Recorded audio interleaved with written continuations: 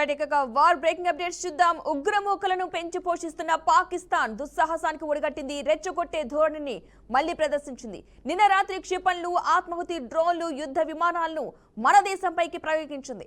సరిహద్దు రాష్ట్రాలైన జమ్మూ కాశ్మీర్, రాజస్థాన్, పంజాబ్లపైకి వాటిని వదిలింది. జమ్మూ విమానాశ్రయంతో పాటు సరిహద్దులోని పలు సైనిక కేంద్రాలను లక్ష్యంగా చేసుకుంది. 35 నిమిషాల పాటు సాగిన ఈ ప్రయత్నాలను భారత్ సమర్థవంతంగా తిప్పుకొట్టింది. 8 డ్రోన్లను, 3 ఫైటర్ జెట్లను కూల్చేసింది. పాక్ పైలట్ ను భారత సైన్యం బందీగా పట్టుకుంది.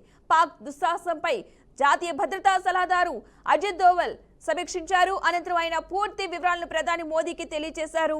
పాక్ దాడి తర్వాత ఫైలాసాబాద్, సర్గోదాలోని ఆ దేశ రక్షణ వ్యవస్థలను భారత్ ధ్వంసం చేసింది. వాస్తవానికి బుధవారం రాత్రి నుంచి దాడులకు ప్రయత్నిస్తున్న పాకిస్తాన్ క్షిపణులు, డ్రోన్లతో దాడి చేయడానికి 15 లక్ష్యాలు ఎంచుకుంది. దీని ముందుగానే పసిగట్టిన భారత్ ఇంటిగ్రేటెడ్ కౌంటర్ మానవరహిత ఎయిర్ క్రాఫ్ట్ వ్యవస్థతో విజయవంతంగా అడ్డుకుంది.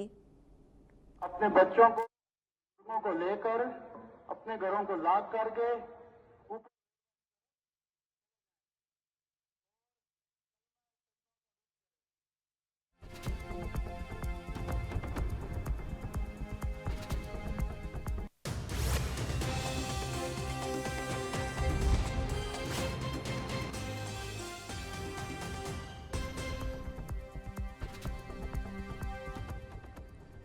పాకిస్తాన్లోని పలు ప్రాంతాల్లోని గగనతల రక్షణకు సంబంధించిన రాడార్లను, వ్యవస్థలను భారత్ గురువారం ఉదయం ధ్వంసం చేసింది.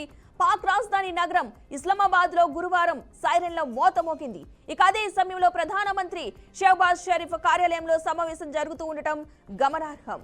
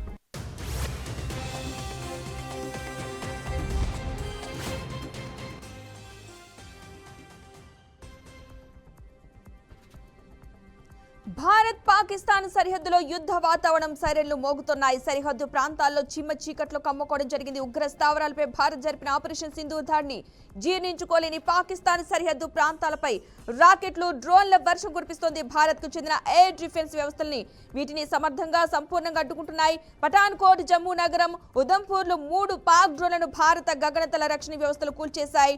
జమ్మూ యూనివర్సిటీ వద్ద 2 డ్రోన్లను కూల్చివేశాయి. అలాగే సట్వారీలోని జమ్మూ విమానాశ్రయం సహా సరిహద్దు ప్రాంతాలే లక్ష్యంగా గురువారం సాయంత్రం నుంచి కూడా రాత్రి వరకు పాకిస్తాన్ 8 క్షిపణి దాడులైతే చేసింది. వీటిని భారత్ ఎయిర్ డిఫెన్స్ వ్యవస్థలు సమర్థవంతంగా అడ్డుకున్నాయని రక్షణ శాఖ వర్గాలు తెలిపాయి. హమాస్ ఉగ్ర సంస్థ తరహాలో చవకబారు రాకెట్లను ప్రయోగిస్తోందని, సట్వారీ, సాంబా, ఆర్ఎస్పురా, ఆర్నియా తదితర కీలక ప్రాంతాలను లక్ష్యంగా చేసుకుందని, వాటన్నిటిని మధ్యలోనే అడ్డుకుని కూల్చేశామని వివరించాయి. హమాస్ తరహాలోనే పాకిస్తాన్ ఆర్మీ కూడా వ్యవహరిస్తోందని మండిపడింది. ఇక నెల క్రిందట పాక్ ఆక్రమిత కాశ్మీర్ లో ఐఎస్ఎస్, హమాస్ ఉగ్రవాదుల మధ్య సమావేశం జరిగిన విషయాన్ని కూడా ఉటంకించింది. పాక్ డ్రోన్లు, రాకెట్లను భారత ఎయిర్ డిఫెన్స్ వ్యవస్థలు ధ్వంసం చేస్తుండటంతో అక్కడ భారీ పేలుళ్లైతే జరుగుతున్నాయి అన్నట్లు పెద్ద ఎత్తున శబ్దాలైతే వస్తున్నాయి. అలాగే కుప్వారా, మారాబుల్లాలోని నియంత్రణ రేఖ వెంబడి పాకిస్తాన్ భారీ ఎత్తున గుళ్ల వర్షం కురిపిస్తోంది. అయినా అక్కడ ఎటువంటి ప్రాణ నష్టం జరగలేదని అధికార వర్గాలైతే తెలిపాయి.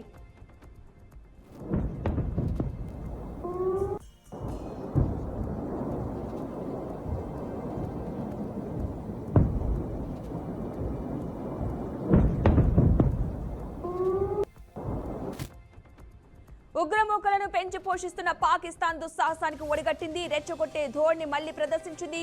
నిన్న రాత్రి క్షిపణులు, ఆత్మాహుతి డ్రోన్లు, యుద్ధ విమానాలను మన దేశంపైకి ప్రయోగించింది. సరిహద్దు రాష్ట్రాలైన జమ్మూ కాశ్మీర్, రాజస్థాన్, పంజాబ్లపైకి వాటిని వదిలింది. జమ్మూ విమానాశ్రయంతో పాటు సరిహద్దులోని పలు సైనిక కేంద్రాలను లక్ష్యంగా చేసుకుంది. 35 నిమిషాల పాటు సాగిన ఈ ప్రయత్నాలను భారత్ సమర్థవంతంగా తిప్పుకొట్టింది. 8 డ్రోన్లను, 3 ఫైటర్ జెట్లను కూల్చేసింది. పాక్ పైలట్ భారత సైన్యం బందీగా పట్టుకుంది. పాక్ దుస్సాహసంపై జాతీయ భద్రతా సలహాదారు అజిత్ దోవల్ సమీక్షించారు. అనంతరం ఆయన పూర్తి వివరాలను ప్రధాని మోదీకి కూడా తెలియజేయడం జరిగింది. పాక్ దాడి తర్వాత ఫైలాసాబాద్, సర్గోదాలోని ఆ దేశ రక్షణ వ్యవస్థలను భారత్ ధ్వంసం చేసింది. వాస్తవానికి బుధవారం రాత్రి నుంచి దాడులకు ప్రయత్నిస్తున్న పాకిస్తాన్ క్షిపణులు, డ్రోన్లతో దాడి చేయడానికి 15 లక్ష్యాలను ఎంచుకుంది. దీన్ని ముందుగానే పసిగట్టిన భారత్ ఇంటిగ్రేటెడ్ కౌంటర్ మానవరహిత ఎయిర్ క్రాఫ్ట్ వ్యవస్థతో విజయవంతంగా అడ్డుకుంది.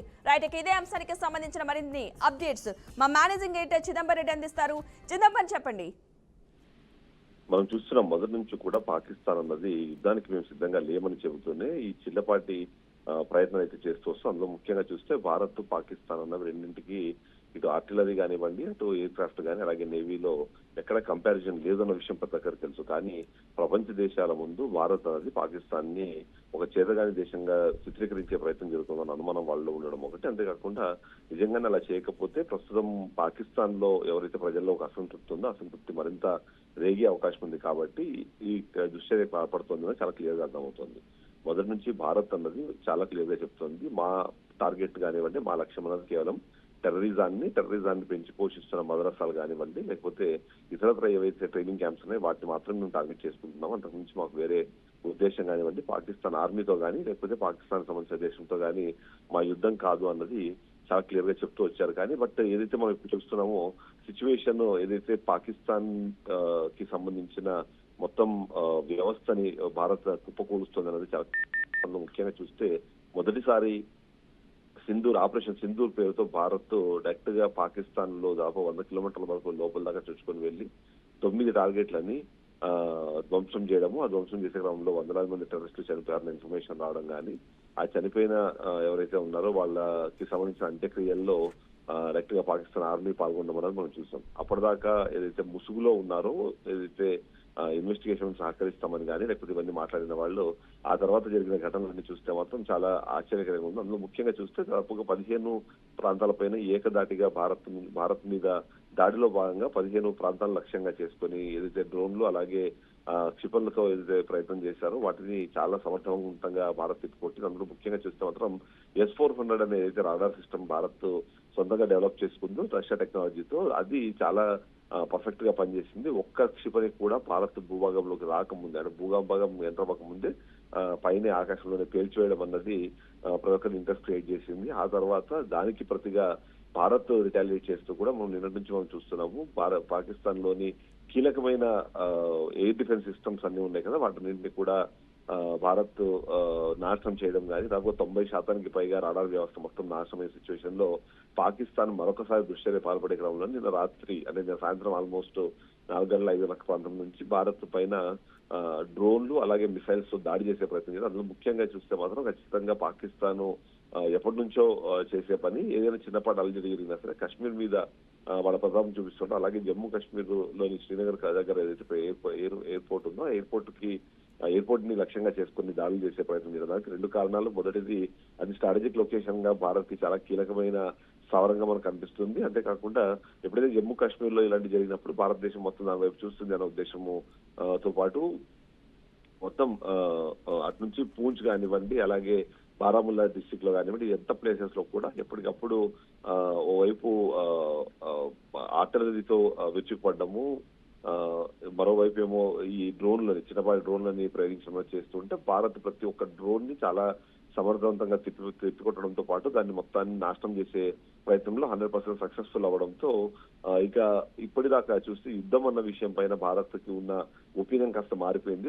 నిన్న ఏదైతే రక్షణ శాఖ రిలీజ్ చేసిన ప్రెస్ నోట్ లో కూడా చాలా క్లియర్ గా వాళ్ళు ఏదైతే సమాధానం అడుగుతున్నారో అదే సమాధానం ఇచ్చే ప్రయత్నం చేస్తున్నాము తప్ప మాకు యుద్ధం అన్నది ఇష్టం లేదు అన్నది భారత్ చాలా క్లియర్ గా చెప్పడం జరిగింది. వాళ్ళు ఏ ప్రాంతం నుంచి అయితే భారత్ మీదకి మిసైల్స్ వేసే ప్రయత్నం చేశారో అదే ప్రాంతాల మీద మాత్రమే టార్గెట్ చేస్తూ చేయడం చేస్తుంటే మాత్రం నిన్నటి నుంచి రాత్రి అర్ధరాత్రి వరకు సాగిన ఈ మొత్తం ఇష్యూ మొత్తం మనం చూస్తే ఏంటంటే తెల్లవారుజామున వరకు కూడా ఈ ఫైరింగ్ అనేది కొనసాగుతూ వస్తుంటే భారత్ మాత్రం నెక్స్ట్ స్టెప్ తీసుకుంది. ఎందుకంటే పాకిస్తాన్ గతంలో 1971 వార్ సమయంలో కూడా భారత్ కు సంబంధించిన యుద్ధ నౌకలు ఇవన్నీ కూడా కరాచీ పోర్ట్ ను దాటి లోపలికి వెళ్ళడం మనం చూసాం. కాబట్టి మరొకసారి ఐఎన్ఎస్ విక్రాంత్ అలాగే ఐఎన్ఎస్ అగ్నిపథ్ ఏదైతే ఉందో ఈ రెండింటిని యూజ్ చేసుకొని భారత్ లాహోర్ వైపుగా వెళ్ళడం కానివ్వండి, అక్కడ కరాచీలో ఉన్న మొత్తం పోర్ట్ ఏదైతుందో పోర్ట్ మొత్తాన్ని ధ్వంసం చేయడము, స్ట్రాటజిక్ గా భారత్ పాకిస్తాన్ ని ఒక విధంగా ఆక్రమించుకోవాలనుకుంటే మొదటగా చేయాల్సిన పని ఏదంటే దాన్ని ఖచ్చితంగా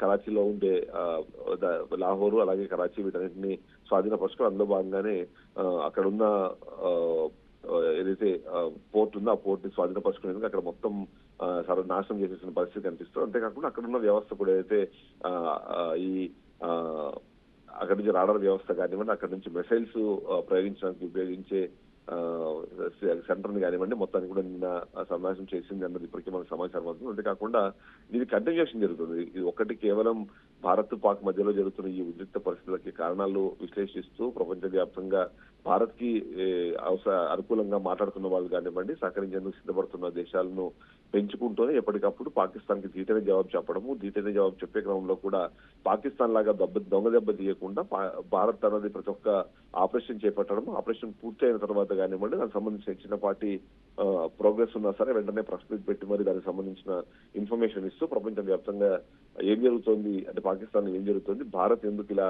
వ్యవహరిస్తుంది అనే విషయాన్ని జస్టిఫై చేసుకునే ప్రయత్నం అయితే 100% చేస్తుంది. అంతేకాకుండా అజిత్ ధోవల్ కానివ్వండి, రవిశంకర్ అయ్యర్ కానివ్వండి వీళ్ళందరూ కూడా ఎప్పటికప్పుడు ప్రపంచ వ్యాప్తంగా భారత్ ఇప్పుడు చేస్తున్నది కేవలం టెర్రరిస్టుల మీద యుద్ధమే తప్ప పాకిస్తాన్ యుద్ధం కాదు అనే విషయాన్ని చెప్పే ప్రయత్నం 200% చేస్తున్నారు. అయితే చిదంబరం ఇప్పటి వరకు కూడా పాకిస్తాన్ కి చెందిన 2 వైమానిక రక్షణ వ్యవస్థలను అయితే మన ఇండియన్ ఆర్మీ కూల్చివేయడం జరిగింది. అటు సర్గోరా ఫైసాబాద్ లో రక్షణ వ్యవస్థలను అయితే కూల్చేసాం, పాక్ క్షిపణులు కూడా నేలమట్టం చేయడం జరిగింది. సో ఇవన్నీ చూసిన తర్వాత వీటిలన్నిటికి సంబంధించి చూసుకున్నట్లయితే పాకిస్తాన్ కి ఇది ఒక కోలుకోలేని దెబ్బ అనుకోవచ్చు అంటారా? ఖచ్చితంగా. ఎందుకంటే ఏదైనా సరే ప్రపంచంలో ఏ దేశానికైనా సరే రక్షణ వ్యవస్థను చూసేటప్పుడు లాంగ్ టర్మ్ డిస్టెన్స్ మిసైల్స్ ఏవైతే వాటిని తట్టుకోవాలన్నా అడ్డుకోవాలన్నా, అంతేకాకుండా ఫైటర్ జెట్లు వచ్చి ఎలాంటి నష్టం చేకూర్చకుండా ఉండాలంటే ఎయిర్ డిఫెన్స్ సిస్టమ్ అనేది చాలా కీలకంగా ఉంటుంది. ఎయిర్ డిఫెన్స్ సిస్టమ్ సంబంధించి భారత్ పాకిస్తాన్ మధ్యలో ఒక చిన్న కంపారిజన్ ప్రతి ఒక్కరు చూస్తారు. ఎందుకంటే పాకిస్తాన్ దగ్గర సొంతగా ఇది ఎలాంటి ఎయిర్ రాడార్ సిస్టమ్ కానివ్వండి, ఎయిర్ డిఫెన్స్ సిస్టమ్ కానీ లేదు. వాళ్ళైతే చైనా సిస్టమ్ ని నమ్ముకొని వాళ్ళు భారత్ మీద ఎప్పుడు కయ్యానికి కాలు దిగుతూ ఉంటారు. బట్ భారత్ మాత్రం చాలా క్లియర్ గా S-300 అనే ఒక రక్షణ వ్యవస్థ రష్యా దగ్గర ఉంది. అయితే భారత్ అతి తెలివిగా దాంట్లో ఉన్న టెక్నాలజీని తీసుకొని దాన్ని అడ్వాన్స్మెంట్ చేసుకుని S-400 అనే ఒక రాడార్ సిస్టాన్ని, అలాగే ఈ సిస్టమ్ కి ఉన్న స్పెషాలిటీ ఏంటంటే కేవలం అది కాదు వాటిని కూల్చివేసేంత వ్యవస్థ కూడా దానికి ఉంటుంది. దాదాపుగా 600 కిలోమీటర్ల పరిధిలో ఎలాంటి అలజడి జరిగినా సరే దాన్ని పసిగట్టి 400 కిలోమీటర్ల పరిధి అది దాటక ముందే దాన్ని పేల్చేసేంత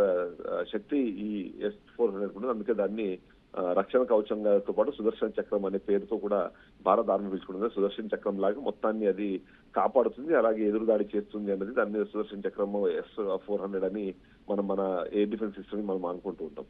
అయితే పాకిస్తాన్ ఈ మొత్తం దుశ్చర్యలు పాల్పడే క్రమంలో కానివ్వండి, భారత్ మొదటిసారి డ్రోన్ల సాయంతో కానివ్వండి, మిసైళ్ల సాయంతో 9 స్థావరాల మీద చేసినప్పుడు కానివ్వండి అది కొద్దిగా అడ్డుకునే ప్రయత్నం చేశాయి కాబట్టి, ప్లస్ అక్కడి నుంచి భారత్ మీద క్షిపణి దాడులు చేసే ప్రయత్నం చేశారు కాబట్టి ఆ మొత్తం ఎయిర్ డిఫెన్స్ సిస్టమ్ మొత్తాన్ని 90% ని క్లోజ్ చేసేసింది. ఇప్పుడు నిజంగానే భారత్ నుంచి ఏదైనా మిసైల్ వెళ్ళినా లేదా ఒక జెట్ ఫైటర్ వెళ్ళినా సరే క్యాజువల్ గా వెళ్ళి రిటర్న్ వచ్చేయచ్చు. ఎందుకంటే వాళ్ళ ఎయిర్ రాడార్ సిస్టమ్ పూర్తి స్థాయిలో ధ్వంసం అయిపోయింది. ఎయిర్ డిఫెన్స్ సిస్టమ్ అనేది వాళ్ళకు పనిచేయట్లేదు. వాళ్ళ దగ్గర ఉన్న మిసైల్స్ ఏవైతే ఉన్నాయో అవి ఆటోలాక్ సిస్టమ్ ఉన్నా సరే వాటిని ఛేదించగలిగేంత కెపాసిటీ ఇప్పుడు ఉన్న భారత్ దగ్గర ఉన్న మిసైల్స్. అంతేకాకుండా డ్రోన్స్ అయితే మొత్తం వాళ్ళ రాడార్లు ఎక్కడైనా చిక్కుకుండా వాళ్ళు భారత్ ఎక్కడైతే నిర్దేశించిన లక్ష్యాలు ఉన్నాయి వాటిని ఛేదించే పరిస్థితి ఉంది. అంతేకాకుండా చాలా క్లియర్ గా కాన్సన్ట్రేటెడ్ ప్లేస్ అంటే ఏదైతే పిన్ పాయింట్ ని అటాక్ చేస్తుందో ఆ పిన్ పాయింట్ దగ్గరనే వెళ్ళి అక్కడ దాని మీద దాడి చేసేంత స్థాయిలో ఇవాళ భారత్ దగ్గర టెక్నాలజీ ఉండదు. ఇవన్నీ చూస్తే మాత్రం ఖచ్చితంగా భారత్ కి గట్టి దెబ్బరని చెప్పాలి. అంతేకాకుండా భారత్ కి సహకరించేందుకు ఎవరో సిద్ధంగా లేకపోవడము, చైనా కూడా కొద్దిగా వెనకం చేయడము, కొద్దిగా టర్కిష్ కు సంబంధించిన కొద్దిమంది మాత్రం అక్కడ వాళ్ళకి సపోర్టివ్ గా మాట్లాడుతున్న నేపథ్యం మనకు అనిపిస్తుంది. వాళ్ళు కూడా నిజంగా వారిలోకి దిగుతారా లేదా అన్న ఒక అనుమానం అయితే అందరికీ ఉన్న నేపథ్యంలో మీరు అన్నట్టుగా ఖచ్చితంగా ఈ ఎయిర్ డిఫెన్స్ సిస్టమ్ ని నాశనం చేయడం ద్వారా భారత్ పాక్ ని కోలుకోలేని దెబ్బతీస్తుంటే ఇప్పటికిప్పుడు వాళ్ళు కొత్త టెక్నాలజీని అరేంజ్ చేసుకునే పరిస్థితి ఉండదు. దీనికి తోడు ప్రపంచ దేశాల్లో ఏ దేశం కూడా వాళ్ళు ఈ సిస్టమ్ తెచ్చి ఇన్స్టాల్ చేసి దాన్ని యాక్టివేట్ చేసే పరిస్థితి ఉంది. ఎందుకంటే భారత్ ముప్పేట దాడి చేస్తుంది. ఓవైపు పాకిస్తాన్ కి సంబంధించిన బలూచిస్తాన్ లిబరేషన్ ఆర్మీ ఏదైతే ఉందో అది ఓవైపు క్వెట్టా ప్రాంతాన్ని ఇప్పటికే స్వాధీనపరుచుకున్నారు. అంతేకాకుండా ఆర్మీ బేస్ ని కూడా అక్కడ ధ్వంసం చేసిన నేపథ్యంలో ఈ మరోవైపు భారత్ క్షిపణులు, డ్రోన్లు అలాగే ఫైటర్ జెట్లతో విరుచుకుపడుతున్న నేపథ్యం అయితే మనం చూస్తున్నాం. ఫైటర్ జెట్లు కూడా JF-17 కానివ్వండి, F-16 కానివ్వండి, ఆ రెండు కూడా భారత్ కి సంబంధించిన సుఖోయ్ కానివ్వండి, మిగ్ ముందుగానే నిలబడని పరిస్థితి ఉంది. దానికి తోడు ఏదైతే పాకిస్తాన్ కి భారత్ కి సంబంధించిన ఆర్మీ ఏదైతే ఉందో ఆర్మీ అనేది దొంగ దిబ్బ తీసే ప్రయత్నం పాకిస్తాన్ లో చేస్తుంటే మన వాళ్ళు మాత్రం యుద్ధం చేసేందుకు సిద్ధంగా ఉన్నారనే ఉద్దేశంతో ఉండడం కూడా భారత్ కి సంబంధించిన ఆర్మీ ఫుల్ స్వింగ్ లో ఉందని చెప్పాలి. అంతేకాకుండా ఏదైతే వస్తున్న విజయాలు ఉన్నాయో ఆ విజయాలు కూడా వాళ్ళకి డబుల్ ఎనర్జీని ఇస్తున్నాయని మనం చెప్పాలి. అందులో భాగంగానే వాటిని నాశనం చేస్తున్నాయి. కాబట్టి గగనతలంలో భారత్ కి ఎదురు లేదు అన్నదైతే పాకిస్తాన్ యాక్సెప్ట్ చేయాల్సిందే. అది చాలా స్ట్రాటజికల్ గా మనకి క్లియర్ గా కనిపిస్తుంది కూడా. మనం ఇంత జరిగిన తర్వాత పాక్ మళ్ళీ యుద్ధం చేయడానికి సిద్ధం అంటూ కూడా కాలు దువ్వే అవకాశం ఉందనుకోవచ్చు. ఎందుకంటే ఇప్పటి వరకు చూసిన దాన్ని బట్టి వాళ్ళు ఇచ్చిన దానికే మనం ప్రతిస్పందించామని చెప్పుకుంటూ వస్తున్నాం. కాబట్టి ఈ నేపథ్యంలో మళ్ళీ పాక్ ఇలాంటి సాహసం చేసే అవకాశం ఉందనుకోవచ్చు అంటారు. ఎందుకంటే దాదాపు ఒక 15 ప్లేసెస్ లో వాళ్ళు టార్గెట్ చేస్తే మన సైన్యం తిప్పుకొట్టింది కాబట్టి. అంటే మనం నిన్నటికి చూస్తే కూడా జమ్మూ కాశ్మీర్ మీద దాదాపుగా రెండు ఏజెంట్ విమానాలతో పాటు దాదాపుగా 9 డ్రోన్లని దాని మీద ప్రయోగించడం, అన్నింటినీ భారత్ కూల్చివేసిన తర్వాత కూడా ఒక 2-3 అవర్స్ వదిలేసి మళ్ళీ డ్రోన్స్ తో దాడి చేసే ప్రయత్నం చేయడం అనేది మనం కనిపించింది. సో పాకిస్తాన్ ఎంతసేపు యుద్ధం చేస్తున్నాము, యుద్ధం చేయట్లేదు అన్న విషయానికన్నా వాళ్ళ సార్వభౌమాధికారాన్ని మనం ప్రశ్నిస్తున్నాము అన్న పాయింట్ ఒకటి. మరొకటి వాళ్ళ గగనతలంలోకి వెళ్ళి వాళ్ళ భూభాగంలోకి వెళ్ళి ఏదైతే బాంబులు జారవిడిచి వచ్చామో దాని మీద ఖచ్చితంగా మేము రెస్పాండ్ అవుతున్నాము అనే విధంగా వాళ్ళు కూడా చెప్పుకునే ప్రయత్నం చేస్తారు. అంతేకాకుండా పాకిస్తాన్ మీడియాలో మాత్రం భారత్ కన్నా పాకిస్తానే పై చేయిలో ఉంది అనే విధంగా చెప్పుకునే ప్రయత్నం చేయడం కానివ్వండి. మనం నిన్న చూసాము పాక్ రక్షణ మంత్రి ఒక ఇంటర్నేషనల్ ఛానల్ కి ఇంటర్వ్యూ ఇస్తూ కూడా మేము 5 భారత్ కి సంబంధించిన ఫ్లైట్ మేము కూల్చివేశాము అని అడగడంతో ఆ జర్నలిస్ట్ ఎవరైతే ఆ జర్నలిస్ట్ చాలా క్లియర్ గా అవునా మీ దగ్గర ప్రూఫ్స్ ఎక్కడ ఉన్నాయంటే లేదు నేను సోషల్ మీడియాలో చూశానని చెప్తున్నాను. అంటే వాళ్ళు ఎంతసేపు వాళ్ళ ప్రజలకు సంబంధించి భారత్ మీద మనం పై చేయి సాధిస్తున్నాము అని చెప్పుకోవడం ద్వారా అక్కడున్న అన్రెస్ట్ మనకి ప్రతి ఒక్కరికి తెలుసు. ఆర్థిక సంక్షోభంతో భయంకరమైన పరిస్థితులు ప్రస్తుతం పాకిస్తాన్ ఉంది. తిండి కూడా లేని సిచ్యువేషన్ లో కేవలం వాళ్ళని ఇవాళ సంతోషపరచడానికి ఓన్లీ ఉన్న ఆయుధం ఏంటంటే పాకిస్తాన్ భారత్ మీద దాడి చేస్తోంది, పాకిస్తాన్ కాశ్మీర్ ని స్వాధీనపరుచుకునే ప్రయత్నం చేస్తోంది అనే ఇలాంటి మాటలు తప్ప వాళ్ళకి ఇంకా వేరే ఆప్షన్ లేదు. కాబట్టి ఇప్పుడు కూడా అదే ప్రయత్నం చేస్తున్నాయి. వాళ్ళ దగ్గర ఉన్న కొద్దిపాటి ఆర్టిలరీ కానివ్వండి, లేకపోతే మోటార్ గన్స్ కానివ్వండి, వీటన్నిటిని కూడా ప్రయోగించడం ద్వారా భారత్ మీద యుద్ధం చేస్తున్నామని ఒక ఇంప్రెషన్ ఇచ్చే ప్రయత్నం చేస్తున్నాయి. అంతేకాకుండా భారత్ అన్నది ఖచ్చితంగా పాకిస్తాన్ గగనతలంలోకి వెళ్ళి పాకిస్తాన్ భూభాగంలోకి వెళ్ళి అయితే చర్యలు చేపట్టిందో సైనిక చర్యలు అలాంటివి మేము కూడా చేపడుతున్నామని చెప్పే ప్రయత్నం చేస్తున్నట్టుగా అర్థమవుతుంది. నిన్న కూడా మనం చూస్తున్నాం జమ్మూ అండ్ కాశ్మీర్ లో ఉన్న శ్రీనగర్ లో ఉన్న ఏదైతే మెయిన్ ఆర్మీకి బేస్ క్యాంప్ అంటారా లేకపోతే అక్కడ ఉన్న ఎయిర్పోర్ట్ అంటారా దాని మీద దాడి చేయడం ద్వారా కూడా అదే ప్రయత్నం చేశారు. అంటే మొదటిసారి ఫెయిల్ అయిన తర్వాత కూడా రెండోసారి చేశారు. కాబట్టి ఖచ్చితంగా వాళ్ళు కంటిన్యూ చేసే ప్రయత్నం చేస్తారు. కానీ బట్ ఇదే సందర్భంలో ఏదైతే UN లో అమెరికన్ రాయబారి మాత్రం చాలా క్లియర్ గా ఫోన్ చేసి వార్నింగ్ ఇవ్వడం అన్నది ఇది మీరు చేస్తున్న పద్ధతి కరెక్ట్ కాదు అనే విధంగా తను మాట్లాడిన సిచ్యువేషన్ కూడా కనిపిస్తుంది. మరొకటి రోజు సౌదీ అరేబియా నుంచి రక్షణ మంత్రి కూడా ఇవాళ పాకిస్తాన్ కి వెళ్లి వాళ్ళతో చర్చించే అవకాశం ఉంది అనేది ఒక సమాచారం అందుతుంది. సో ఇవాళ 9 o'clock టైంలో మరొకసారి త్రివిధ దళాలతో భేటీ ఉంటుంది. అంతేకాకుండా మరోసారి ప్రెస్ బ్రీఫింగ్ కూడా ఉండే అవకాశం ఉంది అని చెప్తున్నారు. బట్ చాలా మంది ఎక్స్పెక్టింగ్ మాత్రం ఖచ్చితంగా పాకిస్తాన్ ఈసారి భారత్ పూర్తి స్థాయిలో ధ్వంసం చేయడం, నాశనం చేయడంతో పాటు పాకిస్తాన్ కు సంబంధించిన కీలక స్థావరాలు కానివ్వండి, లేకపోతే వాళ్ళు మాట్లాడుతున్నట్టుగా ప్రతి సందర్భంలో అణుబాంబులు ఏవైతే ఉన్నాయో అనుమానం ఉన్న ప్లేసెస్ లో కూడా ఈసారి దాడి చేసే అవకాశం ఉందన్నది అయితే మనకు అర్థమవుతుంది. బట్ ఏది మాట్లాడినా పాకిస్తాన్ మీద భారత్ యుద్ధం చేయట్లేదు, కేవలం టెర్రరిజం మాత్రం యుద్ధం చేస్తుంది. టెర్రరిజం మీద యుద్ధం చేస్తున్న నేపథ్యంలోనే పాకిస్తాన్ అడ్డుగా వస్తుంది. కాబట్టి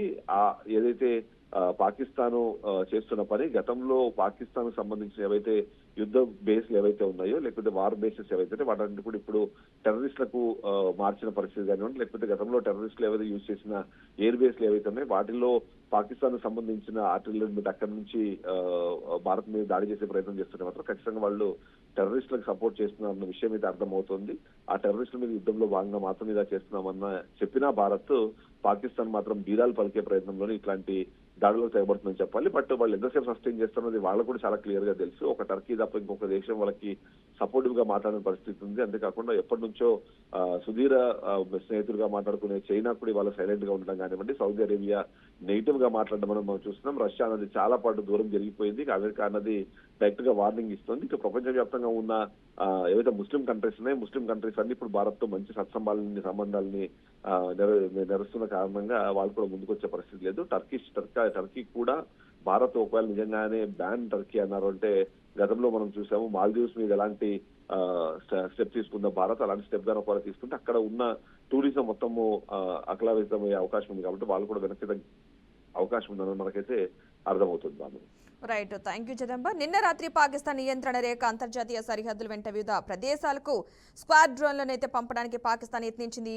ఉదంపూర్, సాంబా, జమ్మూ, అఖ్నూర్, నాగ్రోటా, పఠాన్కోట్ ప్రాంతాలపైకి ఈ డ్రోన్లు అయితే వచ్చాయి. మొత్తంగా భారత ఆర్మీ వైమానిక రక్షణ విభాగాలు పెద్ద ఎత్తున కౌంటర్ డ్రోన్ ఆపరేషన్ అయితే చేశాయి. 50కి పైగా డ్రోన్లను విజయవంతంగా కూల్చివేశాయి. ఇందుకోసం ఆర్మీ L-70 తుపాకులు, ZU-23mm షిల్కా వ్యవస్థల్ని వాడింది. అలాగే అధునాతన కౌంటర్ USA పరికరాలను విస్తృతంగా ఉపయోగించింది. రైట్, ఇక మరిన్ని అప్డేట్స్ మా ప్రతినిధి నాయుడు అందిస్తారు. నాయుడు, చెప్పండి, ప్రస్తుతం సరిహద్దు వద్ద ఎలాంటి పరిస్థితి ఉందనుకోవచ్చు? Thank you Padma. ఏదైతే భారత్ పాక్ మధ్య ఉద్రిక్తతలు మరింత ముదురుతున్న పరిస్థితి మనకే కనిపిస్తుంది. ఎందుకంటే దేశ సరిహద్దులో నిత్యం బాంబుల మోత అయితే కొనసాగుతున్న పరిస్థితి కనిపిస్తుంది. అదేవిధంగా చూసుకున్నట్టయితే పాకిస్తాన్ కవ్వింపు చర్యలకు పాల్పడడం, అదేవిధంగా తీర ప్రాంతంలో మొత్తం ఓవరాల్ గా చూసుకున్నట్టయితే కనుక వీళ్ళు కంటిన్యూస్ గా ఫైరింగ్ కూడా చేస్తున్న పరిస్థితి అయితే మనకి కనిపిస్తుంది. ఈ నేపథ్యంలో మొత్తం దేశం అంతా కూడా చాలా అప్రమత్తంగా ఉన్న పరిస్థితి కనిపిస్తుంది. ఇప్పటికే కేంద్ర ప్రభుత్వం ఆదేశాలతో అయితే కనుక మొత్తం రాష్ట్రాలన్నీ కూడా ఇప్పటికే సెక్యూరిటీని అయితే కూడా పూర్తిగా టైట్ చేసుకున్న పరిస్థితి కూడా కనిపిస్తుంది. సరిహద్దు జిల్లాల్లో ఇప్పటికే విద్యుత్ సరఫరాను కూడా నిలిపివేసిన పరిస్థితి కనిపిస్తుంది. ప్రభుత్వ ఆదేశాల మేరకు ఇటు విద్యా సంస్థలను కూడా కొన్ని విద్యా సంస్థలు కూడా సెలవులు ప్రకటించిన పరిస్థితి ఉంది. పోలీసులు, ఇతర అధికారులు కూడా సెలవులను రద్దు చేసి పూర్తి స్థాయిలో అయితే కనుక అందరూ అందుబాటులో ఉండాలంటూ కూడా అధికారులు అయితే ఇప్పటికే ఆదేశాలు జారీ చేసిన పరిస్థితి అయితే మనకి కనిపిస్తుంది. ఏదైతే ముఖ్యంగా చూసుకున్నట్టయితే జమ్మూ కాశ్మీర్ తో సహా ఇటు బోర్డర్ కు దగ్గరలో ఉన్నటువంటి ఇటు పంజాబ్, హర్యానా, రాజస్థాన్, అదేవిధంగా ఢిల్లీ, గుజరాత్, పశ్చిమ బెంగాల్, బీహార్ రాష్ట్రాలు అయితే మాత్రం ముందు జాగ్రత్త చర్యలకు ఉపక్రమించాయి. ఎందుకంటే కేంద్ర ప్రభుత్వ ఆదేశాలతో ఎప్పుడు ఎలాంటి పరిస్థితి ఉంటుందన్న నేపథ్యం అయితే మనకి ఉన్న నేపథ్యంలో రాష్ట్రాలు కూడా చాలా అలర్ట్ గా ఉన్న పరిస్థితి ఉంది. ప్రధానంగా చూసుకున్నట్టయితే కనుక పంజాబ్ ప్రభుత్వం ఇక్కడ పోలీస్ సిబ్బందికి సెలవులను పూర్తిగా రద్దు చేసి సరిహద్దులోని 6 జిల్లాల పరిధిలో ఉన్నటువంటి పాఠశాలన్నింటికి సెలవులు ప్రకటించింది. అదేవిధంగా ఫిరోజ్పూర్, పఠాన్కోట్, ఫజ్కిల్, అమృత్సర్, గుర్దాస్పూర్ ఇటు ప్రాంతాలన్నింటిలో కూడా పూర్తి స్థాయిలో ఈ జిల్లాల్లో నెక్స్ట్ ఆదేశాలు వచ్చే వరకు కూడా స్కూల్స్ ఏవి కూడా ఓపెన్ చేయొద్దంటూ కూడా ఇప్పటికే ఆదేశాలు ఇచ్చిన పరిస్థితి అయితే ఉంది. ఇటు హర్యానాలో అయితే పోలీసులు కూడా సెలవులు రద్దు చేశారు. అదేవిధంగా మొత్తం సివిల్ సర్జన్లు కూడా డాక్టర్లు కూడా అందుబాటులో ఉండాలంటూ కూడా చెప్పిన పరిస్థితి కూడా ఉంది. ఇది ఢిల్లీ సర్కార్ చూసుకున్నట్టయితే కనుక మొత్తం అవకాశం ఉన్నంత వరకు మొత్తం అందరినీ కూడా ఏ ఒక్కరు కూడా సెలవులు పెట్టడానికి వీల్లేదంటూ కూడా వాళ్ళని కూడా పూర్తిగా ఆదేశాలు జారీ చేసింది. అక్కడ ఆల్మోస్ట్ మనం చూసుకున్నట్టయితే కనుక ఎమర్జెన్సీ పరిస్థితుల్లో ఉన్నప్పుడు ఎలా అయితే ఉంటుందో అదే విధంగా మొత్తం ప్రతి చోట కూడా ప్రతి రాష్ట్రంలో కూడా ఇదే పరిస్థితి మనకి కనిపిస్తుంది. ఇటు రాజస్థాన్ కావచ్చు, పంజాబ్, గుజరాత్ లో చూసుకున్నట్టయితే కనుక తీర ప్రాంతం భద్రతను కూడా కట్టుదిట్టం చేశారు. పోలీస్ సిబ్బంది సెలవులతో పాటు ఇటు మొత్తం అలర్ట్ గా ఉన్న పరిస్థితి మనకి కనిపిస్తుంది. ఇటు రాజ్కోట్ రేంజ్ కావచ్చు, ఇటు జామ్నగర్, మోర్చి, దేవభూమి, ద్వారకా జిల్లాల్లో అయితే మొత్తం తీర ప్రాంతం ఉంది. ఈ ప్రాంతంలో చూసుకున్నట్టయితే మొత్తం ఓవరాల్ గా ఎవరైనా అనుమానాస్పదంగా కనిపిస్తే కనుక వాళ్ళందరినీ కూడా ఇమీడియట్ గా వాళ్ళని అలర్ట్ చేసి వాళ్ళందరినీ కూడా సెక్యూర్ చేస్తున్న పరిస్థితి కూడా కనిపిస్తుంది. అదేవిధంగా చూసుకున్నట్టు ఇటు పశ్చిమ బెంగాల్ సంబంధించి పూర్తి స్థాయిలో ప్రభుత్వం అప్రమత్తమైన పరిస్థితి అయితే ఉంది. వీళ్ళకు ఉన్నటువంటి తీర ప్రాంతం కావచ్చు, అదేవిధంగా అటువంటి బెంగాల్ కి ఆనుకున్న ప్రాంతం కూడా మొత్తం ఓవరాల్ గా కూడా టైట్ చేసిన పరిస్థితి ఉంది. ఏది ఏమైనప్పటికీ కూడా ఓవరాల్ గా చూసుకున్నట్టయితే కనుక మొత్తం సెక్యూరిటీని అయితే మాత్రం ఫుల్ టైట్ చేస్తారు. అదేవిధంగా చూసుకున్నట్టయితే కనుక ప్రతి చోట కూడా ఎక్కువ మంది జనాలు ఉన్న ప్రాంతంలో ఏదైనా దేవాలయాలు కావచ్చు, ఇటువంటి వాటి చోట అయితే మాత్రం పూర్తి స్థాయిలో సెక్యూరిటీని హై అలర్ట్ చేశారు. అదేవిధంగా సరిహద్దు ప్రాంతాల్లో ఉన్న ప్రజలెవరూ కూడా బయటికి వెళ్ళొద్దని, అదేవిధంగా చూసుకుంటే కనుక ఏదైతే పవర్ ఉందో పవర్ కట్ చేసి పవర్ ఆఫ్ చేసుకుని ఉండాలంటూ కూడా వాళ్ళకి ఆదేశాలు ఇచ్చారు. అదేవిధంగా ప్రయాణాలు చేయొద్దంటూ కూడా ఇప్పటికే ఆదేశాలు జారీ చేసిన నేపథ్యంలో ప్రజలందరూ కూడా చాలా అప్రమత్తంగా ఉన్న పరిస్థితి మనకి కనిపిస్తుంది. Padma. Right, thank you Naidu. उनका